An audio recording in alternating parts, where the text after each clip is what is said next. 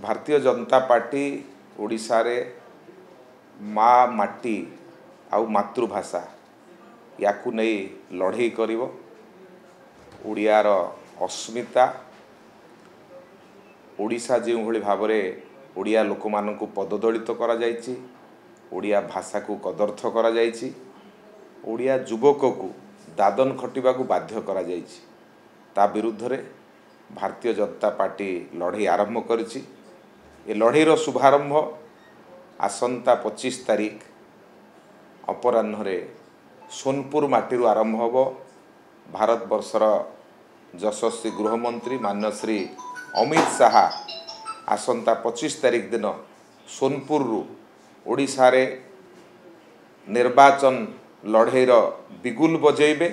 जो कथा 2 दिन तले दिल्ली रो एक गणमाध्यम को इंटरव्यू माध्यम कही आउ सही कथा को ओडिशा वासी आगे रखिबा पाई मान्य अमित शाह आसिकी पहुँचुचंती।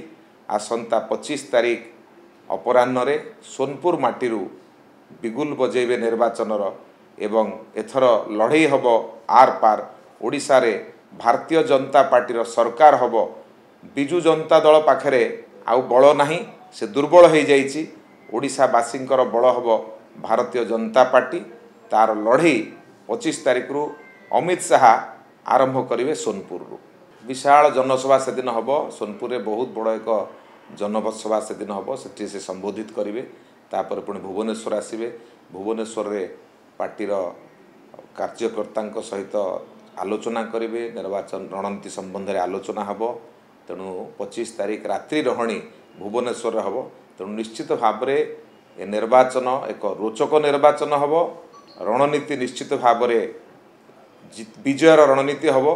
तेणु आम समस्ते उत्साहित। अमित शाह 25 तारीख जो आसवे आम समस्त को बल मिल। ओडिशा रे भारतीय जनता पार्टी सरकार हम।